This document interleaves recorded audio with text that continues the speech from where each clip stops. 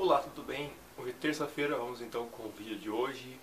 Vamos falar então sobre a Revolução Francesa. Bom, a Revolução Francesa foi o rompimento de um período e o início de outro. Foi o rompimento da Idade Moderna para o início da Idade Contemporânea.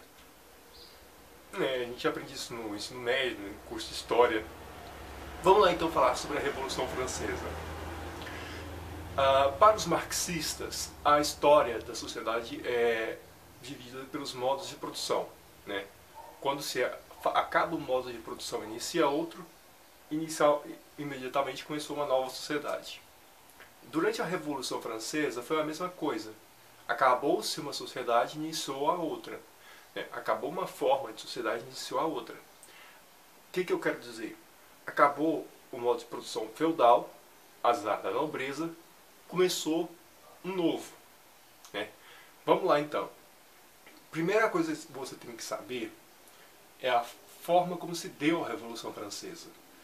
A queda da Bastilha ela foi um marco, mas já vou falar na queda da Bastilha. Para o historiador Eric Hobsbawm, no livro A Era das Revoluções, a Revolução Francesa ela aconteceu na verdade no início como uma reforma aristocrática, para a aristocracia continuar seu poder. Bom, a coisa deu errada para a aristocracia. Para ser nobre você tinha um título de nobreza concedido pelo rei, e a nobreza, vamos lembrar, era parasitária, exploradora do povo. Já o clero, só para lembrar, ele também tinha título de nobreza. Bispos, arcebispos, até falei errado, bispos e arcebispos tinham seu título de nobreza, cardeais, todos eles tinham seu título de nobreza. A igreja então era beneficiada pelo antigo regime e um alimentava o outro. Bom, vou agora falar da queda da Bastilha. Então começou todo um conflito social em toda a França e toda a área rural, em torno de Paris, nos interiores franceses e por aí vai. Ok. Na França, dos 23 milhões de habitantes que havia em todo o território francês, 400 mil era nobre, ou seja, uma parcela muito ínfima, muito pequena do que havia de população nobre franceses. A queda da Bastilha, na verdade, ela foi um marco de derrubada do poder da nobreza. A nobreza então se viu ameaçada. Então começou a partir daí o período de lento declínio que ia levar o fim da nobreza. A nobreza então começou a ruir. Levou a ruína da nobreza a partir da queda da Bastilha. Tá certo? Muito bem. A primeira atitude que foi tomada foi a união da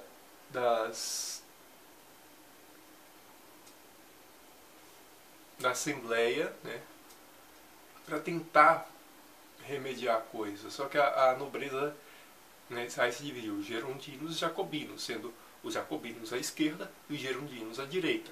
Só que a nobreza ela era, vamos dizer, desleal, e também era trapaceira. Porque ela e o clero sempre davam um jeitinho de fazer com que os jacobinos perdessem na Assembleia. Não é outro nome, eu esqueci o nome certo, mas eu vou falar Assembleia, viu gente? Desculpa. Ok. Eu vou deixar na descrição o nome correto. A primeira atitude da Revolução Francesa foi desmembrar o Estado. Vamos lembrar o Estado como era? Era a nobreza, o clero, mas os dois tinham uma simbiose, se misturavam, e o resto, era o povo, o terceiro Estado. A primeira atitude da Revolução Francesa foi desmembrar esse Estado. A primeira atitude foi fazer com que essa barreira fosse desmontada.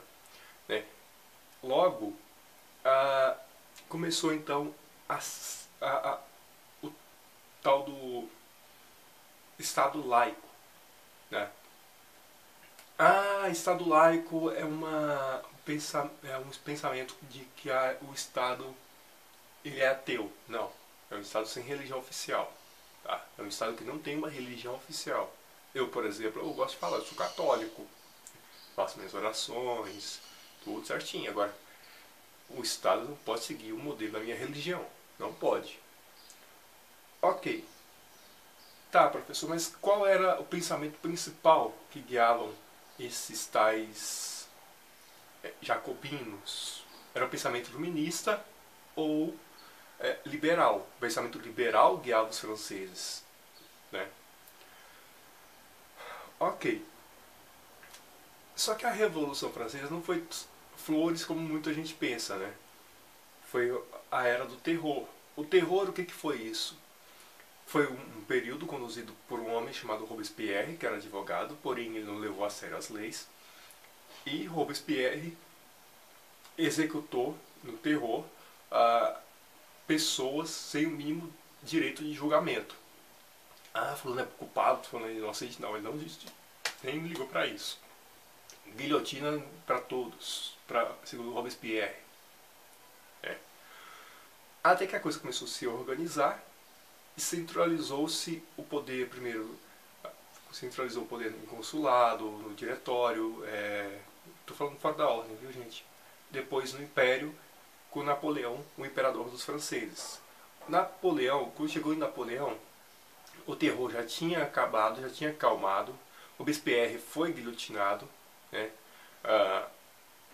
pelos exageros que cometeu, e Napoleão então começou a conduzir não só a França, mas também todo o continente europeu, levando o modo liberal por onde quer que passava, né? Por exemplo, vamos só lembrar, o Brasil foi atingido pela Revolução Francesa quando Napoleão expulsou a família real de Portugal. A família real veio fugida daqui, né? Bando de cagão vieram para cá. É coisa que nunca aconteceu na história da humanidade, uma nobreza fugir da sua corte e ir para uma colônia, mas aconteceu no Brasil, né? Enfim, então foi o rompimento de um período e início do outro, fim de um estado, início de outro estado, certo? Então isso foi a Revolução Francesa, né?